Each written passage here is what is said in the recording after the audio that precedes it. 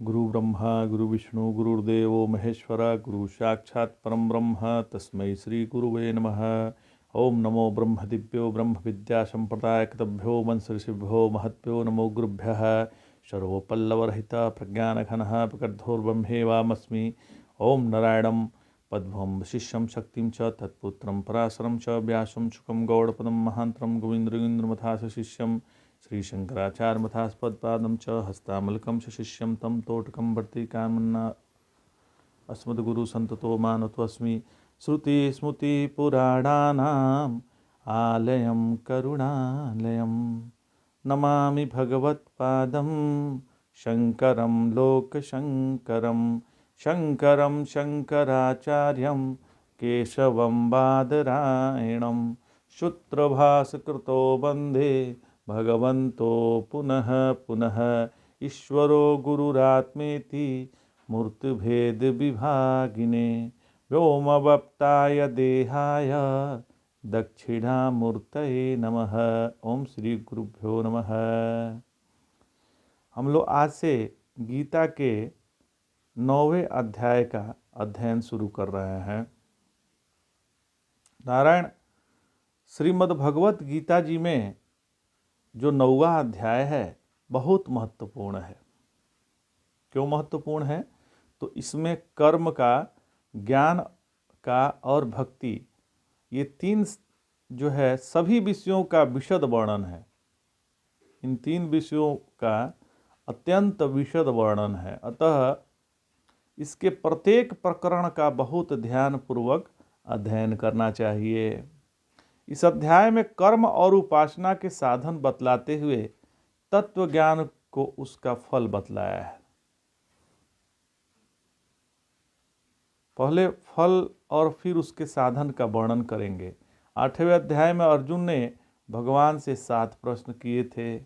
उनका उत्तर भगवान ने पूर्ण रूप से दे दिया और कहा कि ज्ञान देश काल वस्तु से अतीत है, इसीलिए बहुत कठिन है।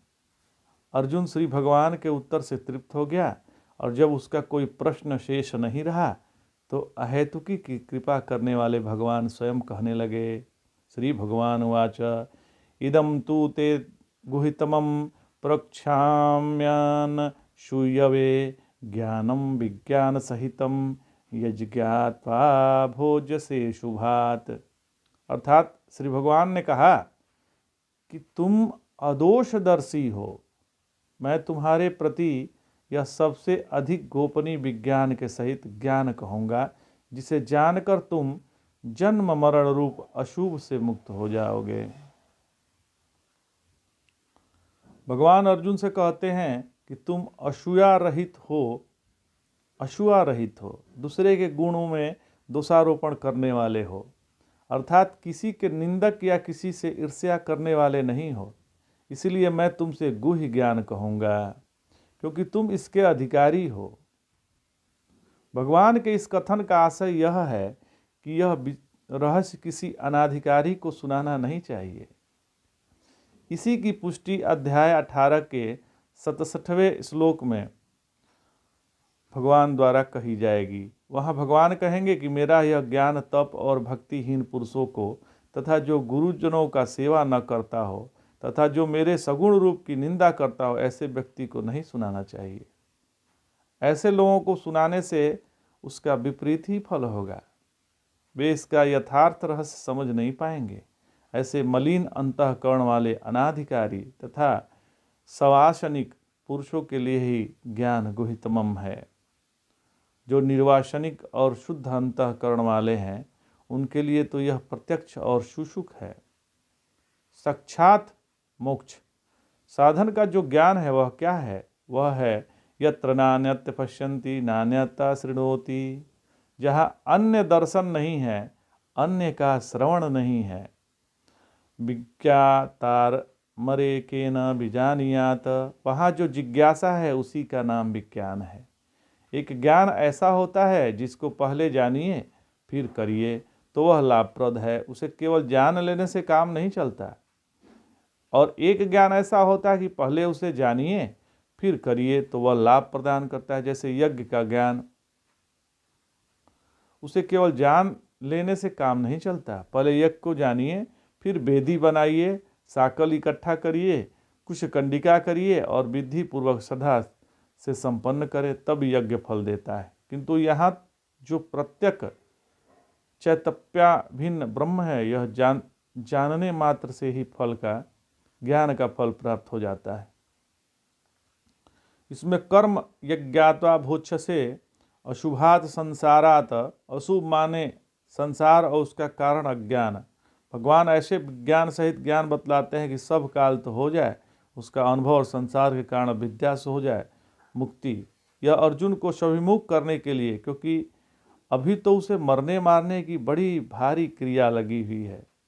इसलिए भगवान कह रहे हैं कि तू मेरी ओर देख, अब उधर मत देख।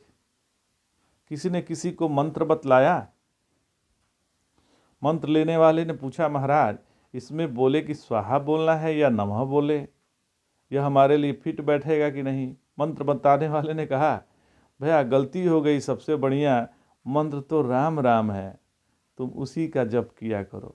इसमें स्वाहा ओमकार की और नमः आदि की जरूरत ही नहीं है। न संस्कार की आवश्यकता है, न दीक्षा की आवश्यकता है। आप तो राम राम ही रटो महाराज। कहने का मतलब ये है कि मंत्र आपने बता दिया और मंत्र लेने के बाद भी आप उसमें संदेह कर रहे हैं या उसके आप योग्य नहीं हैं, यथा योग्य विचार करके ऐसे ही किसी को मंत्र दे दे, तो जाहिर सी बात है कि वो मंत्र तो जपेगा नहीं, क्योंकि उसका वो योग्य नहीं है, उसका वो अधिकारी नहीं है। और अनाधिकारी के लिए तो सबसे बढ़िया है कि राम राम ही रटिए, सबसे सरल है। तो भैया आपको कोई संस्कार की आवश्यकता नहीं है, न ओमकार की आवश्यकता है, न नमः की आवश्यकता है, न स्वाहा की आवश्यकता है और न दीक्षा की ही आवश्यकता है। आपके लिए तो राम राम ही है, इसलिए राम राम रटिए। इसलिए देखे होंगे आप, जैसे हमारे यहाँ भी बलिया में या वृंदावन में भी या बनारस में भी देखे हैं हम, और अयोध्या में तो नित्य हरि कीर्तन चलता ही रहता है। हरि कीर्तन कराने का कारण यही है कि आम जन का भाव भगवान में श्रद्धा से लग जाए। हरि कीर्तन में भी श्रद्धा आती, बिना श्रद्धा के तो हरि कीर्तन भी नहीं हो सकता। तो हरि कीर्तन का भी मतलब यही है कि आप राम राम कम से कम तो लो, उससे भी अंतःकरण शुद्ध होता है। तो आज इतना ही। जय जय शंकर, हर हर शंकर।